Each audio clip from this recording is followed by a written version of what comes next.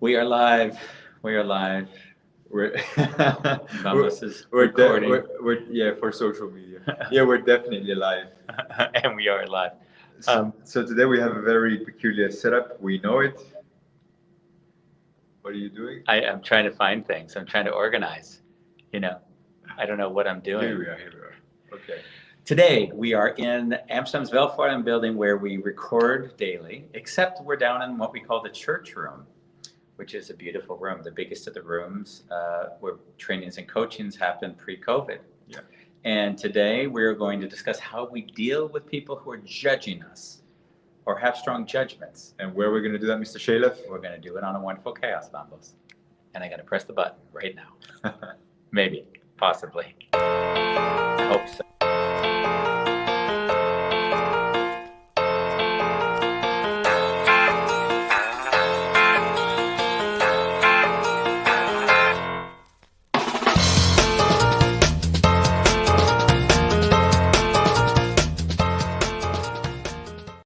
Go to the comments. Hey, thank you for being with us.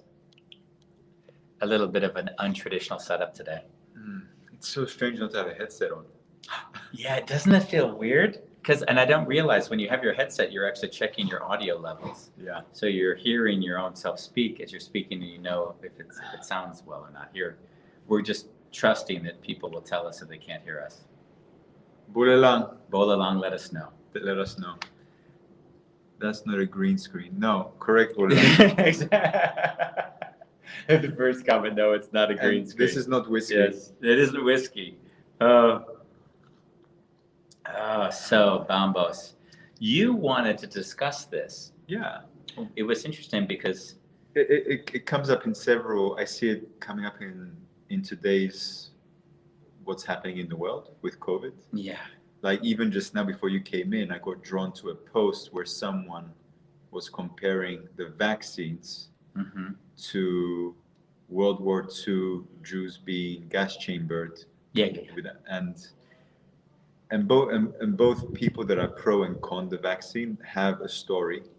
Yeah. And yeah, I see. And you wanted to know how to engage that, or what was your question there, or what do you think was interesting about the subject? Well, it's happening, and I just see that it's becoming a divide, like a very clear divide. Yeah. And to what degree? Like I know how to deal with it actually. Yeah. Myself, but I think it's nice to just talk about it. Yeah. I mean, let me close the gate. Let me close the door because we've got some construction going on. Sorry, Cass Mitchley.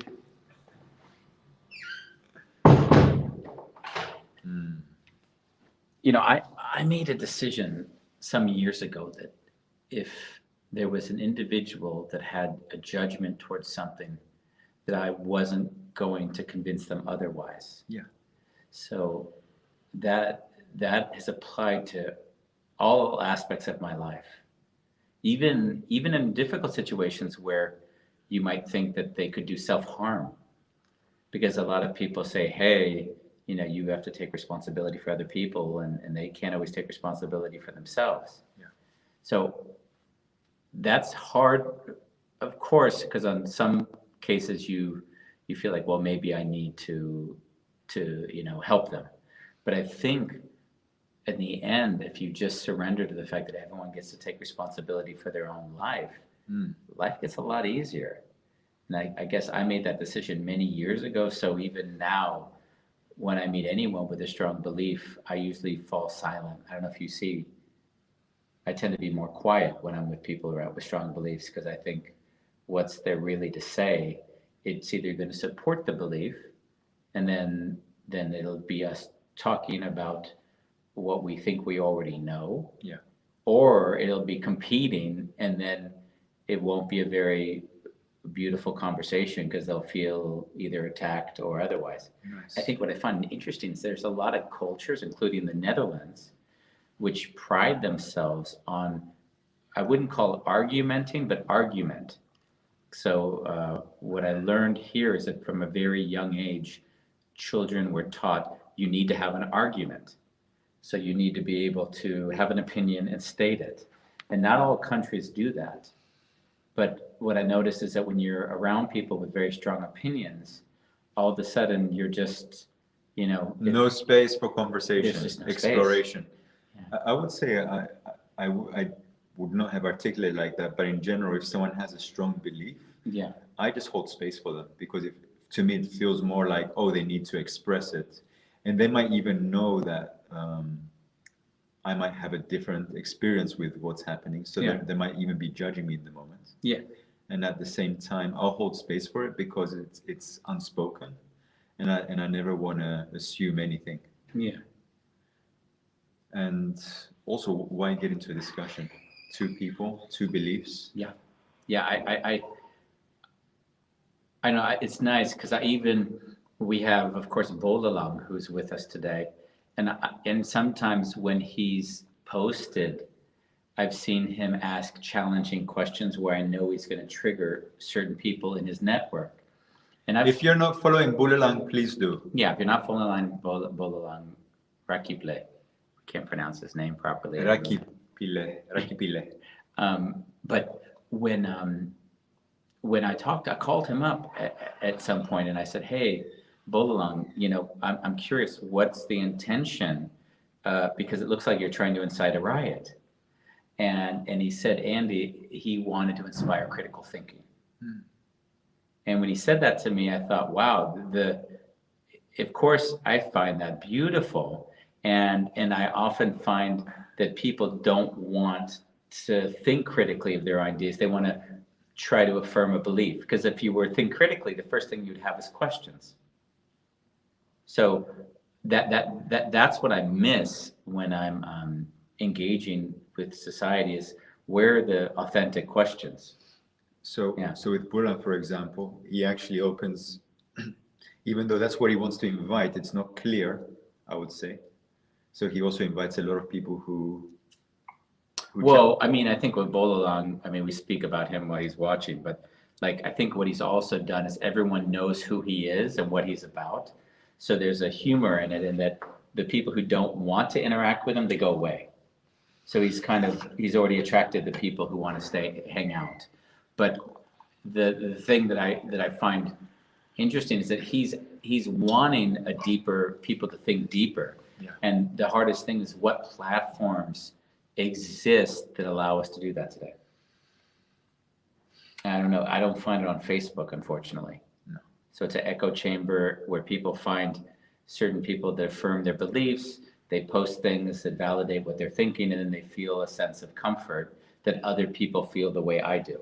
Yeah. So, on the show, I've often wanted to invite people on that have very different backgrounds, so at least I can hear and understand a bit, what their thoughts are. What you see we don't do is we don't invite people with extremist views on, like a white supremacist or something, because in a way, yes, I can hear him, but what do I gain from that? I just don't feel any. I don't need to be explained why one race is superior to another. That's not something I need to give space to.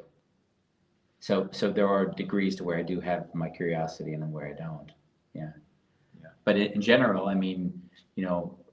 the vaccine, anti-vaccine, it's funny because if that gets brought up, and I don't like doing those shows, because what I see is that I actually say, I don't know. And then either side will say, hey, well, look at this, and then I'll get 20 videos from either person who really has very strong ideas. And links. And links, of course. But I'd say, I just don't know. Yeah, but then educate yourself. But the education is always in the 10 links that are geared towards the belief of that one ideology. Yeah. And I could say both could be equally true. There may be things in both that are equally true, but the challenge I've found is when we engage in that world, it's either I win or you win. And it's not what is it I'm learning from you, and what am I understanding? Yeah. And that's a shame. And coming to a place of, we have our differences, and can we just celebrate that both are right and both are wrong? Yeah, that's very hard to find. Yeah. Unfortunately, in society today. And that's what I long for, is a world where we and I use that word, and you laugh when I say it so often, but it is wonder. Wonder, like, what is it I don't see? Yeah. Like, what is it I don't understand? As opposed to, how do I get you to understand what I do? And what I've just learned in my own life is that if I sit and wonder, then I can be with very diverse people and learn and grow and have very interesting experiences. If I sit in affirming a belief, what I see is I'll be attracted to some and I'll alienate others. Yeah. Yeah. And that's just I think, and we all do it consciously or unconsciously, because there's things that we think or believe, and that just we're not even aware that we believe it, and then that alienates or can alienate. Yeah. There's a lot of things coming in today. I thought we'd probably pick up. Maybe it would be nice to put in some. I don't have. Yeah, let me. You can go Bolalang. So Bolalang, I come from a space of allowing arguments. That's where I grew up from. Yeah. Yeah, I think what we see with Bolalang, and I talked to him about this, and I find this interesting because it is often also cultural, is that our guest on Friday was a prosecutor, and I told you when I went to school with him, he used to have these little cards, and he would just build arguments. That was what he did, and then they'd go to competitions with other schools, and then they'd argue topics, and they wouldn't know which side of the topic they were going to be on before. So you'd pick a card, and then you had to defend or argue either side. And I see that, in a way, I find that is a beautiful way to create critical thought. And on another side, I see it stops inquisition potentially. Because we're not inquiring, we're thinking we have to build arguments. And that's always been a challenge for me in society, is that we don't think to ourselves, maybe we need to suspend that one argument or the other argument is right, and think, what is it that we're trying to figure out, and why is this important? So things that help me better understand myself. Yeah. So yeah, that's a little bit of Mariam Benani in Dubai today. That's right. Something else to us. Also, what's the point if people can't share their ideas and feelings about things with an open heart? Yeah. Yeah, I think we can leave that for a second, right? Yeah. Because I think when Mariana says that, Mariam, sorry. There's an aspect where if we see that we have to win an argument, then we don't even want to share anything, because the other individual isn't trying to understand us. They actually are going to try to defend or win something they already believe in. So when it comes to, the word that I'll use is dialogue. So if I'm not in a dialogue with someone, then I'm less interested in having much talk. Yeah. And a dialogue would be something different than a discussion where I say something and another person says something. That's and not listening to each other. Yeah. So yeah, that's such a choice, and I can't say good or bad. I just say that's a choice I've made in my own life. Oh, I would say for me, I made the same choice, just because getting into discussions, it's exhausting. Yeah. Unless I'm really curious to hear what the other person has to say, and I can hold that space. Yeah. But in general, I think the people I surround myself nowadays, I see that there is space for exploration, is a word that I like, as opposed to being fixed. So I feel really flexible in what I'm having as an idea, and I hold it very lightly, because what such a big piece of the pie that I don't see.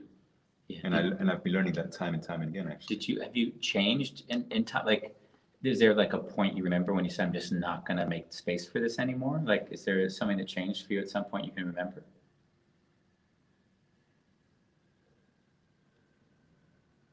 No, nothing comes up.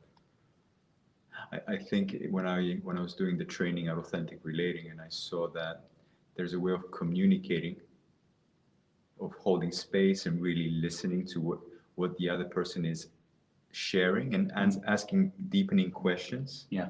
And really trying to understand the other person's world, and take everything that you think you know out of the equation and just hold that space and help them to deepen their understanding.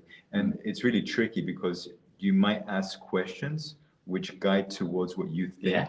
So it's really about how present am I when I'm asking those questions. Yeah, because that's the one thing that, you know, I mentioned the new book a lot, but one of the funny quotes in the book is that there's the saying, there are no dumb questions, and I wrote, let me rest assured there are dumb questions. And I think what I was pointing at was that a lot of times we are so unaware that we have judgment in our questions. They're not really questions, they're framed, and they're hiding what we really want to say. So is that really something you think is a good idea? Is a question where it's really someone saying, I think that's really stupid, why are you doing that? So and since if people are a little bit sensitive, they'll hear the unasked question, and they'll react to that, and then the person who asked the question will act all defensively, like, hey, I didn't intend you, I didn't say that, you know. But so there's a game that can be played when someone is asking questions and they have a lot of beliefs. And I see that when I hear questions asked to me and there's beliefs, then I'll always say, what's the belief underlying that question? What's behind that question? Yeah, what's behind it? Yeah, I wouldn't say belief. You're right, of course not. Yeah. So, and I see that I just save a lot of time, because when even someone asks me a question and I don't hear an openness, then I don't even answer the questions, because I would think, why would I answer the question when I already see what I say is going to fill into a category of A, good, he has the right idea, or B, he doesn't know yet. So now I'm competing with a belief which is hidden because they haven't outspoken it. We've discussed it on the show actually quite a bit. Yeah, early on. And also, what I like about you when we engage certain people. Yeah. What? Let me do this. Oh, okay. Sorry. You just delete the comment. Oh, did I? But I just took it off, didn't I? No, you can just push it again like this. Oh, okay. We're learning the phone, guys. Sorry about that. Mariam also says, then everyone who believes one thing will just stick together and create clans, just like we have today in our side, separation based on differing opinions and beliefs. Yeah. I see this in Cyprus right now. How do you see that? Well, I'm intending to go to Cyprus in October. Yeah. And I've been invited to Facebook groups which are anti-vaccine. I've been invited to groups who are pro-vaccine. And in Cyprus, there's supermarkets that don't allow you to enter if you're not vaccinated or if you don't have a PCR test. Oh, wow. And there's others that do. Yeah. So it's really becoming like I can feel the fear in the two groups. Yeah. It's us against them. We're right. Yeah. So. Yeah, and a lot of labels. It's scary. Yeah, a lot of labels are like stupid and inconsiderate, like all these words. Yeah. So I saw the protests. It doesn't matter the protest. I saw a protest of one of the groups, and they're walking, and I just saw a few people with beer cans, and I'm like, okay, this is gonna get ugly. It's not like there's a consciousness of, hey, we're here because this feels really right for us. No, they're being attacked, and they're in their heads they're being attacked. Yeah, so they ended up burning down a TV station that was... Really? Yeah. In Cyprus? Yeah. Wow. Awesome. It is nice to see you. Boy, that's a lot of text, it is. I find it... Guys, we're on the phone today. We got like this screen, so everything you write, we have to like look on the screen. I also didn't bring my glass. I find it difficult sometimes to hear a friend talk against the country I was born in a judgmental tone. On the other hand, when another friend talks about conspiracy theories, they believe I'm fine listening, even if it doesn't make sense. Even if it doesn't make sense to me, I guess when it hurt a personal soft spot, it's difficult for me to hear the judgment. I guess when it hurt a personal soft spot, it's difficult for me to hear the judgment. I think so. I didn't understand the last sentence. When I'm looking more at the my interpretation of generally what Iris is pointing at. Yeah. So I think or believe that you can make space for just about anyone. Because in making space, what happens is people will share everything that they're feeling. And if they feel seen and heard and understood, they actually will be open to things you have to say. So until you create the space. Let's freeze that. Yeah. But don't do it if that's the expectation. Yeah, exactly. Yeah, because if you do it, then you'll resent them. You'll say, hey, I'm doing this and you're not replacing. That's clearly, that'll be resentment, yeah. But I mean, the thing I find is that I will make space for just about anything. And then I've also found when I'm dealing with people who have extreme views, I don't hide that I don't necessarily agree with their views, but I don't place it as an agreement of good or bad. I just say, I just can't make an assessment on that because I don't know.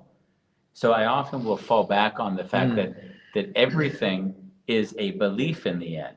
And there will be supporting data, and therefore it's less of a belief if you say, but to say, hey, it's either data-based or it's not data-based. How many times in our lives have we been fed things, and then a year, 2 years, 3 years later, we found out it was totally false, or it was totally manipulated. So in a way, we're jaded by that experience. Yeah. So to say just believe us, it's hard to believe after, in America, there's been wars fought on fabricated bombings. That's how bad it's been just in order to justify things. So there's been a lot of things that have happened. Yeah. Yeah. That would give us reason to at least question it. By the way, you skipped quite a few. I don't know if you were reading them or. I did. Yeah. Bulelang says, I don't mind losing people who are not open-minded in my life. Yeah, me neither. That's a great. Yeah. Yeah, I've lost, and I would almost say lost is maybe a It's weird not word. the word, yeah. What would you say? Transcended. Yeah, I would say I always use this word. There's just not a match anymore. Like there's nothing that connects us like that would make it valuable or interesting for us to continue talking. Yeah, and in some cases, it might be people that I really love. Yeah. And that love doesn't go away. It just doesn't make sense to spend time together anymore. Yeah, totally. In high school, it was my duty to find people who hold different opinions and then arrange debates in the high school. Yeah. I believe you. We follow along. If there's anything we believe, it's that. Yeah, follow along continues with another statement. Bulelang, I'd like to see a photo of you when you were in school. Yes, we would love to see a photo of Bolalong in high school. So yes. He also follows up Bolalong with people who are not able to concede, are not that loving to themselves. They limit their growth. Yes. Fuck.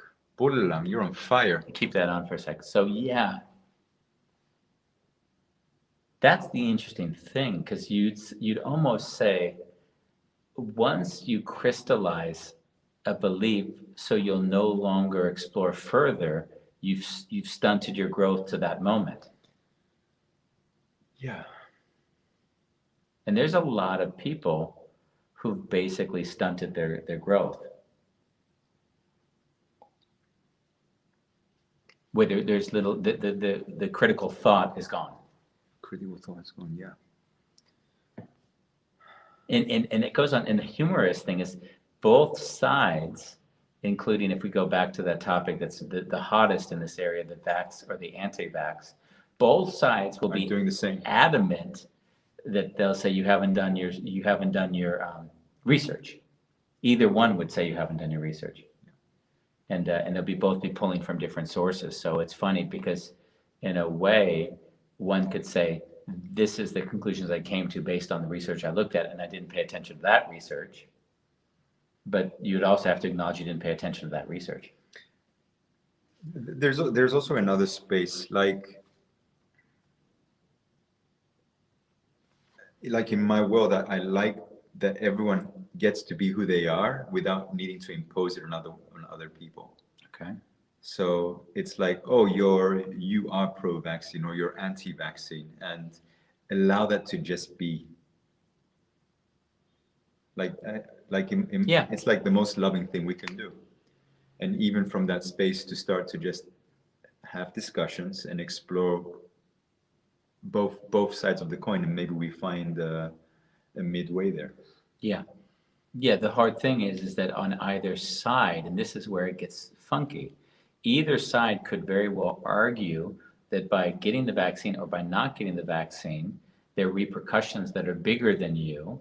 So that's why words like selfish come out, ignorant, because the whole argument is not if it was just your life, that would be the argument that's being made, then it's not, it's okay for you to make that decision, but it's more than just your life. That's the hard thing. That's another thing probably worth considering on another talk, by the way, because it is interesting. Nice. So Andy, I love this woman. This is Evelyn Haji Nicolau. It's family to me. My first cousin, it's his daughter. Okay. And I met her for the first time when I was in Cyprus, so it was very beautiful. Wow. And Evelyn says, I think the bottom line is to agree to disagree and respect each other's choices and opinions. What an amazing world it would be if we all thought like this, right? I disagree with you, Evelyn. Stop being a dick. Yeah. Yeah, but this is where life gets challenging, right? Because I would agree with Evelyn, of course, but when you get on to certain topics, then it gets much harder to just sit and say, okay, it's whatever it is. Because if you get someone who says, well, listen, global warming, whatever the term, you'll have people sitting on the belief of either side, there is no such thing as global warming. Yeah. And then all of a sudden, the implications are global potentially, and people might die, and there might be displacement and all of this. So that's really a tough question. Do you now say, hey, listen, it's okay because you're just going to burn your carbon emissions and it doesn't really matter? Like that's where the potential repercussions are bigger than just the individual. And I actually have made peace with it on a different level. So I'm not even going to argue there. I kind of, as you know, I just think the world will disappear, or the people on the world will be around a lot longer than we will. Yeah, and Andy's ready to die. Yeah, I'm okay with that. Like I have for my birthday. Yeah, you want me to be alive by then? No. Yeah. Because I want to do a show on my birthday, and it's gonna be celebrating my death. Wow. So maybe we can do like your funeral on the show. That would be terribly hard to do. Exactly. That would be the idea. So Bulelang in South Africa, no one is forced to vaccinate, but there are people who are trying to disturb people who are vaccinating not to be vaccinated. They use lies and fear tactics. Yeah. There's a lot of people scaring other people. That's for sure. And then and that's how it works, right? We talk on the show a lot about identity, and how when one forms an identity, then when that identity feels as if it's coming under attack, then what do? You attack back. So I don't see this any different than just forming an identity. It's more than a belief. There's an underground person you believe yourself to be. So it's very easy to make another person to vilify them. Yeah, because then it justifies how we treat them. Exactly. Which even if that would mean being violent to them. Even if it means violent, or labeling them and calling them names and acting superior to them. My client today, right? She's a lawyer with tattoos, and she got a message on LinkedIn, and I discovered that there's quite a few of those messages that she gets. Yeah, she got a hate message on LinkedIn because, I read the message and I blew my mind. So someone just post on LinkedIn and she gets this message. You read to her. Alice, to be very frank, your tattoos don't look good. You're only ruined your body. Try to take criticism and learn from it. Don't just follow your whims, and don't be a slave of your desires. Secondly, it's not the confidence that people get irritated of. It's the shamelessness that angers others. Anyway, try to take criticism and don't overwhelm with emotions. Most women use emotions instead of logic. Oh my God. And Alice commented that she gets these messages quite a lot. This when you sent me that message, it was like I had to think it was someone made that up, because it seems incomprehensible to me. And even the last line, how offensive is it? Don't react. And I love it. He calls it criticism, and he doesn't actually acknowledge that he's judging her. That's what I think is the best part of this. He's taking criticism as if criticism is an objective state I'm in when I'm judging you. It's laying claim to objectivity, which is the greatest form of arrogance imaginable. When somebody lays claim to objectivity as if it's not judgment. Just take this criticism while I'm judging you. Ugh, it's really unhealthy, and people do it, unfortunately, way too much. Yeah. So yeah, that's we are sorry that you had to go through that, because we're gonna have. And we're sorry that you that there's men like that exist that actually label and say, oh, women. I don't know what he said. It was one of the. She has tattoos. No, but what he said was like at the end of the last sentence was, I know that women have a way of taking things emotionally. I mean, as if he's not being emotional by writing that message. That's the irony of it. I always find it fascinating when people are in a state and they write and they blame the other person for the thing they do. Yeah. Don't take it emotionally while I write an emotionally charged message pretending that I'm not publicly judging you. On LinkedIn. We're going to have her on the show, by the way. Okay. I messaged them like, hey, listen, I know you're my clients, but we do a podcast. And she was like, yeah, let's do it. We're going to call that show Tattoo Shaming. People that are shaming others for having tattoos. JC Barnett says he's listening. Thank you, JC. Tim Crass, who we had on last week's, he writes this. I am becoming a groupie of you guys. I'm getting scared. Tim, be very scared, Tim. Be very scared. Evelyn Haji Nicolaou says, the last comment I made was mostly directed for choice to vaccinate or not. We got that. Yeah, from the context, of course. Mariam Benani. Says, yes. Bambos likes to wake up at 4 a.m. and have a nice bath followed by a rigorous limit pushing workout. And even though I'm nothing like that, I truly respect and honor that part of him.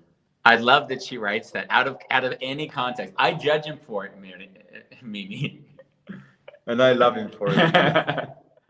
Isn't he a dick, everyone? Yes. Thank God. We need that. Bulelang, you're really active today. People sacrifice critical thought by adopting canned ideas, maybe taking culture, religion, idea wholesale.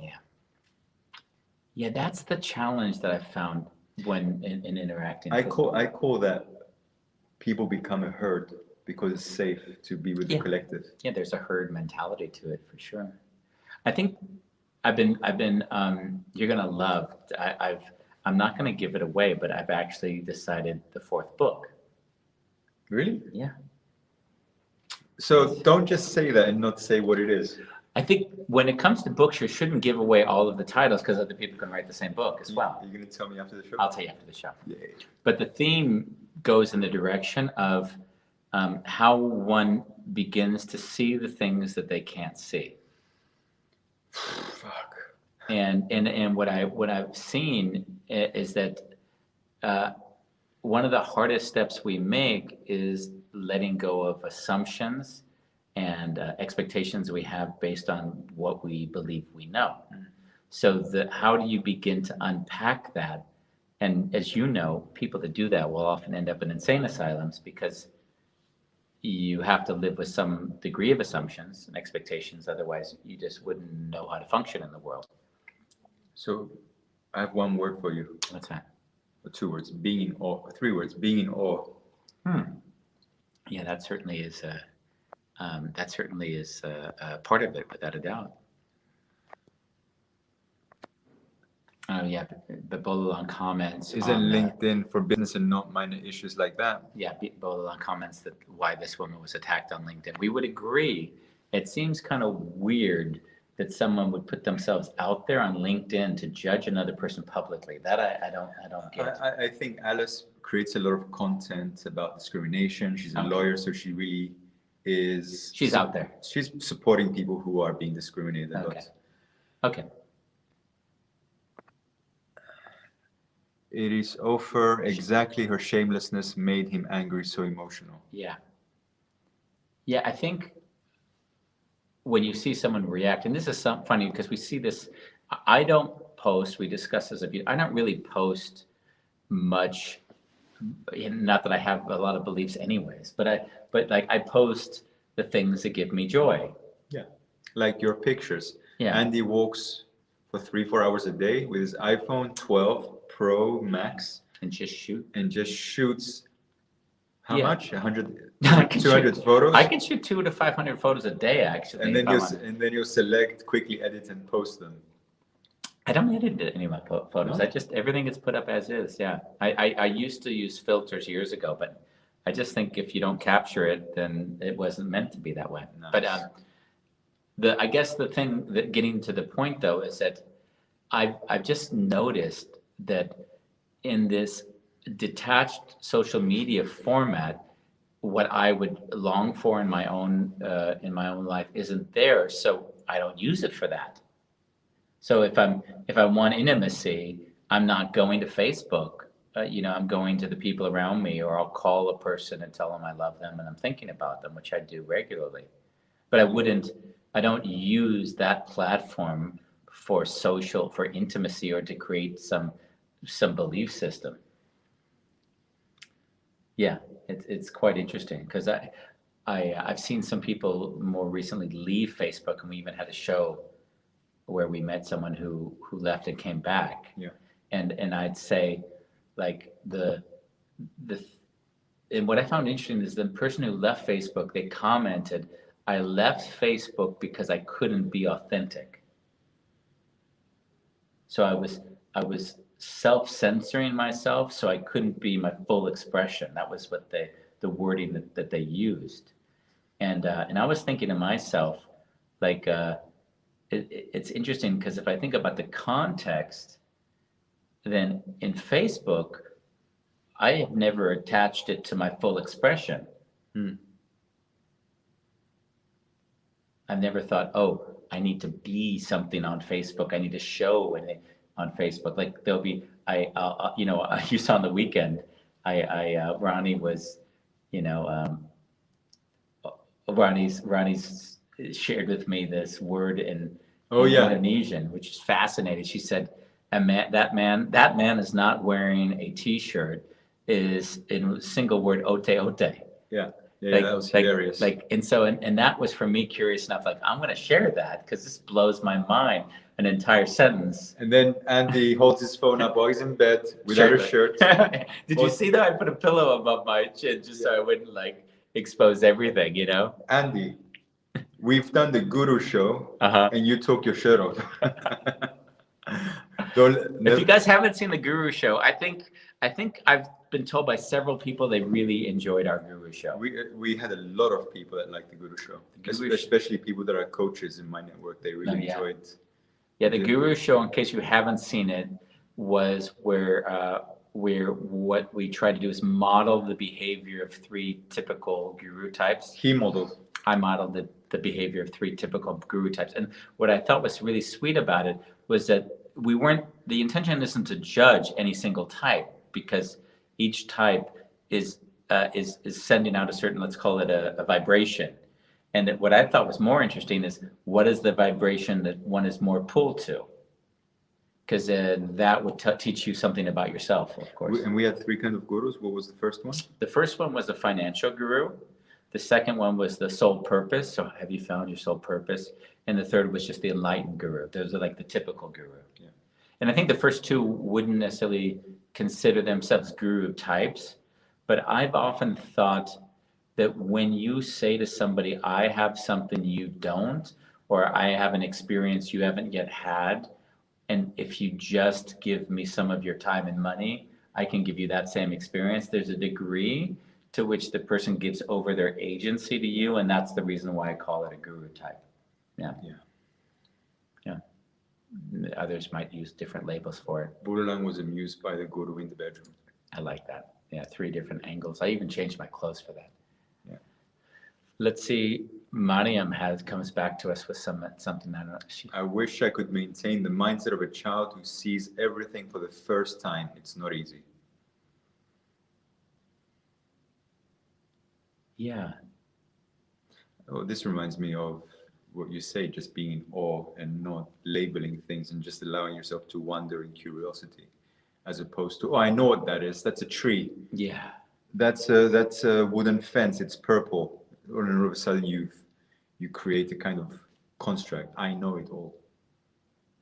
Yeah. Yeah. The interesting.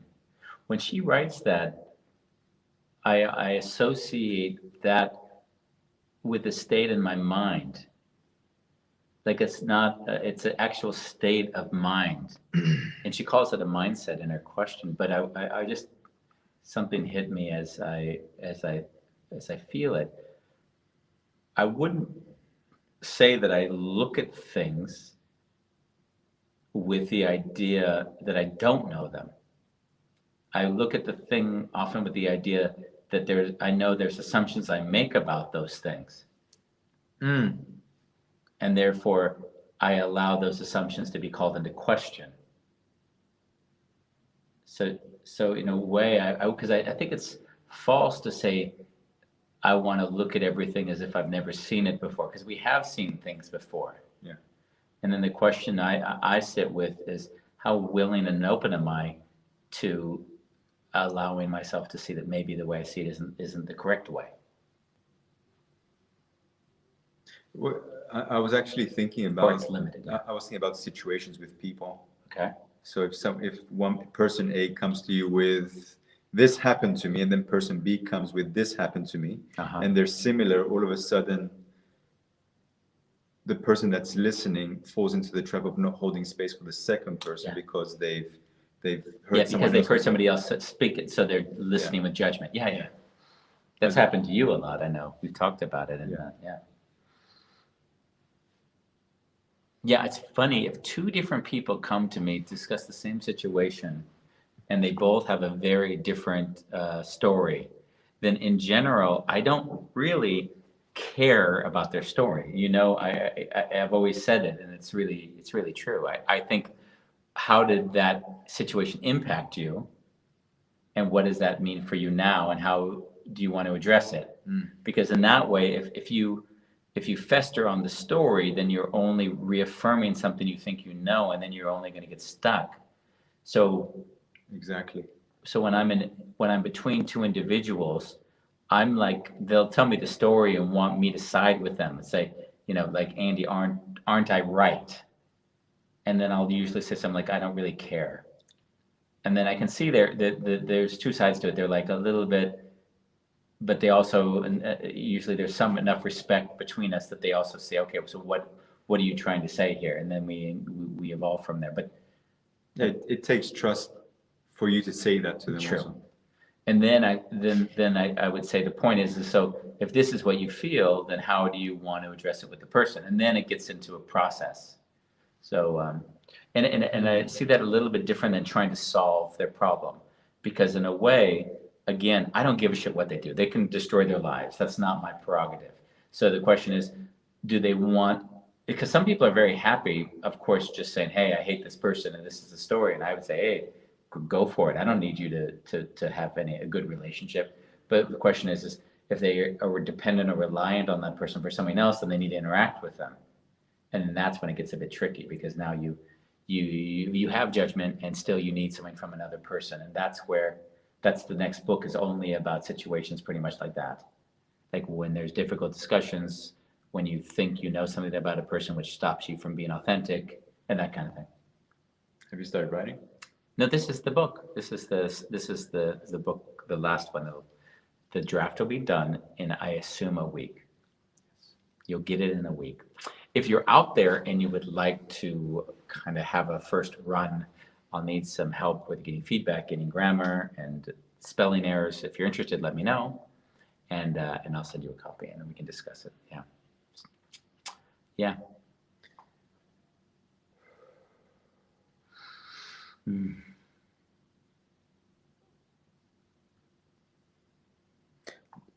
I've also seen that normally the people that hold the judgment are also blind to the fact that they're holding judgment. That's a good one. Yeah. Yeah, because they would say that, then this gets back to a point we mentioned earlier, is that one wouldn't say they hold judgment. They would say, I know something you don't. So the judgment would be disguised in truth. I know you don't. Yeah. So it's really interesting that you say that, because that is pretty. When one judges, they often don't even realize they're judging because they believe they hold truth. Yeah. I've also seen it in myself, by the way. Like if someone comes to me with a situation and I'll see my own judgments coming up, and then I'll let go of my stories and just be with them. I notice sometimes there's something in me I need to overcome to surrender to what I see are potential consequences to what they're doing. Because if they come with their story and I'm like, oh fuck, if they do this, then these are the repercussions, but they don't have space for hearing what the repercussions are, then I need to be there as love and kind of surrender, like, oh fuck, okay, then I need to be, and there's no space to talk about it. I find it difficult though to have that person in my life, because I see there is no space, and it comes back to Burlam, who says, I want to surround myself with open-minded people. Yeah. And if there's no space for conversations and dialogue, then in a way... Yeah, in a way, what you're doing is you have to listen to another person's opinion. Yeah. And that gets old after time. That gets old. It gets exhausting. Bowlalong writes, volunteer, Andy.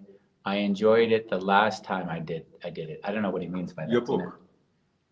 You just said, guys, whoever wants my new book. Oh, yeah. And Mariam. Oh, I volunteer. I see it in Mariam also. Mariam also. Nice. Yeah, I think that the new book, it's funny, each book is scarier to put into the world. Well, would you see a comment now? No, I can see why you would say that. Oh, yeah. Okay, but why do you say that? Because when you put a book out there, I see it as a responsibility, especially when you're coming with,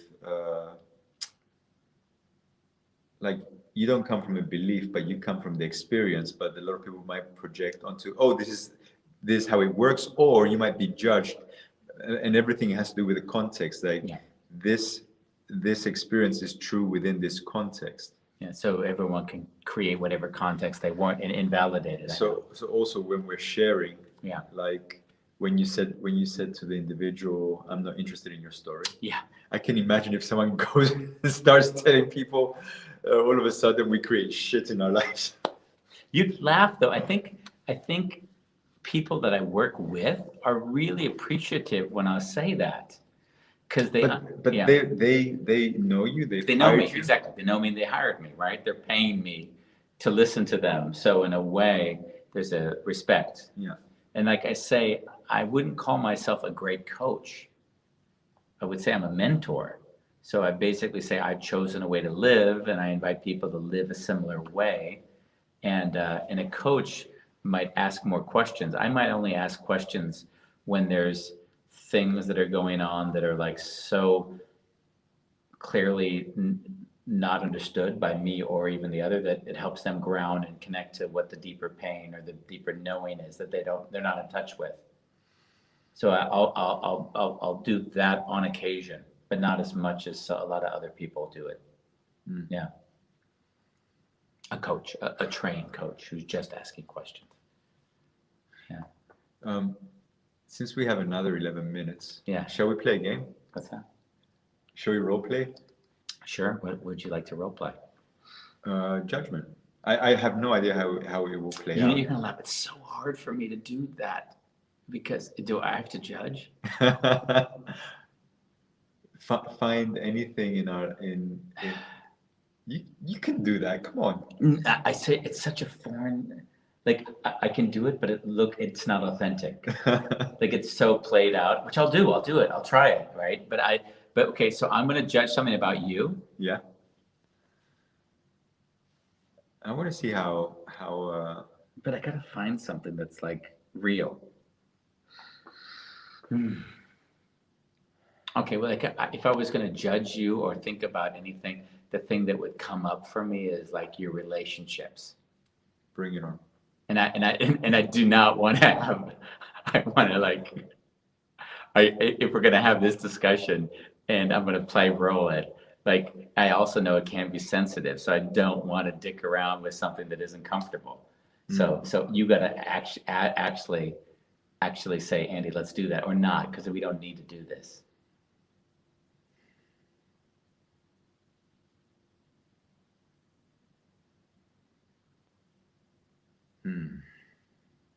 It's funny. Normally, I would say, let's do it, because in a way, why wouldn't we do this then? I wouldn't do it because it wouldn't, because I'm going to say things that aren't necessarily true, but they won't for you, but then it's on as if you have something to defend. You know? Oh fuck! Okay, I understand. So again, context. Exactly. You know, God forbid we're role playing, and then all of a sudden it's like, oh.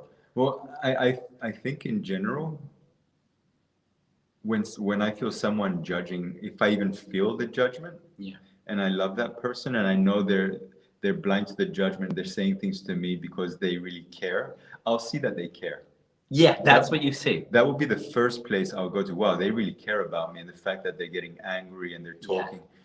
Yeah. But it took me, I think you actually teach me this a long time ago. Yeah, they care enough to be angry at you.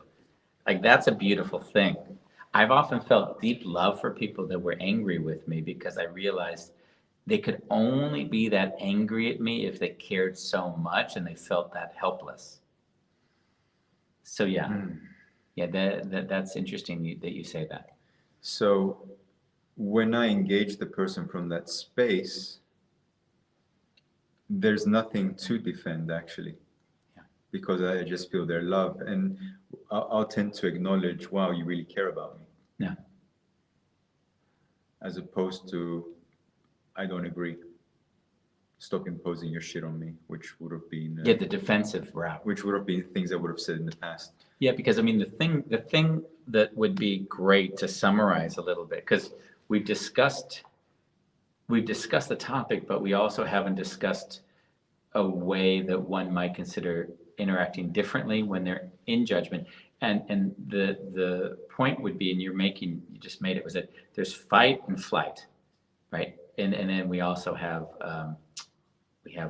freeze, right? Yeah. Because we used that last time and we didn't say freeze. But let's just for the moment say fight, flight. So when the judgment comes, if I fight them, it means I'm going to fight them because I see they're judging and not aware of it, or I have my own beliefs and I want them to understand me, right? Now, if there's the flight, of course, I'm just running. I just need to get away from the situation, and I'm uncomfortable. So with my own father, I started with fight with my dad, and then flight, and then I did the flight because we didn't talk for 10 years, and then Mariam, of course, she writes freeze there. So now what I've seen is when one makes peace with their triggers, because that's really what's happening. Someone has a judgment, the trigger goes off. And if you're not aware of the trigger, immediately you're reacting from the trigger, and then that's what they call a reaction and not a response. So what I've found, at least in myself, is oh, I see myself getting triggered by this person. And if I take that seriously and react from there, I'm going to make a mess. So the only thing I know, and we've worked or discussed this for years now, is it's can I hold space for myself to be okay with and I'm uncomfortable, and then not bring that into the discussion with the other person. That's the solution I found. And I also will see that I might even say that I was triggered by the thing. So I wouldn't. It's not a fabricated way of being, but I don't react to the trigger. Yeah. Because that immediately, because even more importantly than the reaction to them, I'm disconnected from myself. So if I'm disconnected from my own emotions, then I'm now going to be bringing that into a relationship with another person, and that's just a recipe for disaster. So yeah, that would be the not easy way to do it, but it's the way I've learned how to do it, and it's what I write about in the new book. That I focus most of my time on that. 2022, guys, new book. Yeah. Are we ambitious? End of 2022? You know, the book will be written in 2020, but it takes more time. Yeah. Yeah. Andy, I've actually, something comes up for me. For the last 3 months, I have a neighbor, and he lives on the ground floor. Okay. And every time he sees me, he makes comments. Really? Yeah. Like, oh, I see you working out every day. I don't see much difference. Like, oh, he'll make really? comments like that. Okay. Or if I'm holding eggs. And it's funny, I look at him and I don't know what to do with it, but I also don't want to pretend that it's not happening. So as I kind of allowed it to unfold and I haven't been reacting to it, I just felt, wow, this really hurts. This hurts. Why is it hurting though? Why is this impacting me in a way that I just want to punch his face in? And what I saw, I was regressing to the 8-year-old. Oh, wow. of being bullied. And I'm like, Yeah. fuck, he's being he's actually bullying me. Uh-huh. Like he's trying to get a reaction. And all I know from people that bully, they tend to need love. I haven't found it in me yet to give him love, but at least I know where he's coming from now. You know what's interesting? You know, the way you framed it, right? Yeah. You framed it in the state of bullying, and I frame it weirdly differently. So I would say, oh, this individual hasn't learned social skills. I wouldn't see it about me. Like I would never even attach it to me. Like I think, wow, that individual clearly, and weirdly, I might even have a tint of what would you call it, admiration, that they could be so what might be appear to be inappropriate in their in their incapabilities. So I think if you looked at it through that lens, not that, and this isn't that you. No, please let me play with this. That you would find that your reactions to him would be wholly different if that was the lens at which you responded from. Nice. Because and it's funny, what Andy's suggesting is no different than the subject, in a way of how willing are we to put on another set of glasses to see an experience differently and kind of learn from that, as opposed to, so what I've been doing, oh, he's bullying me because that's what I had in the past. Yeah. Well, that's nice. Yeah, and since I don't really have the feeling of having been bullied in my past, I wouldn't associate it with that because I don't have that. I would just say, oh, this guy's socially awkward. That's the like, almost like I might even think, oh, this is the best he can do to create connection.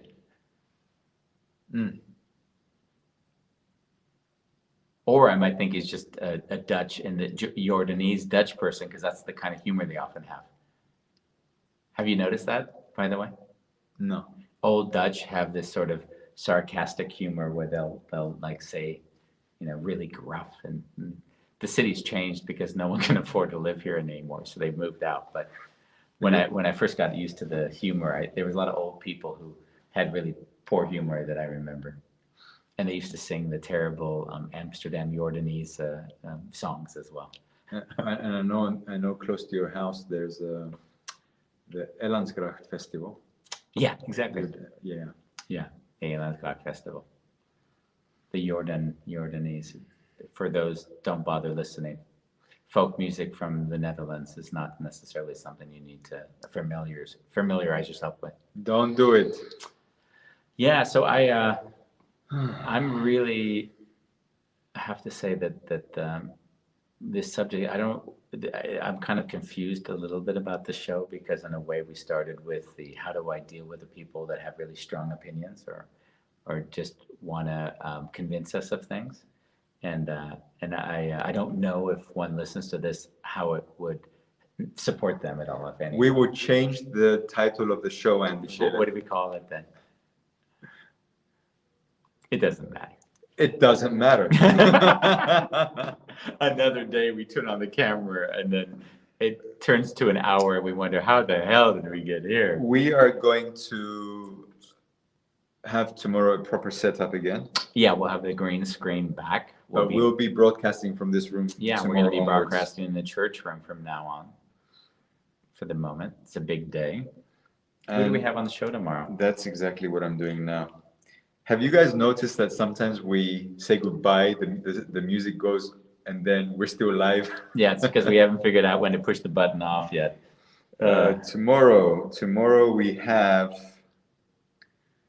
How 13 Years of Firefighting Taught Me Inner Peace.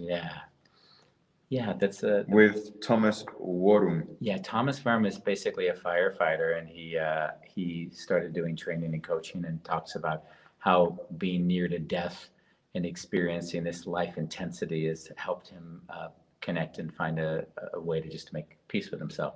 So we're gonna do that tomorrow, and so much more. And you're gonna have to stall while I find the button on A Wonderful Chaos. Till tomorrow, I hope.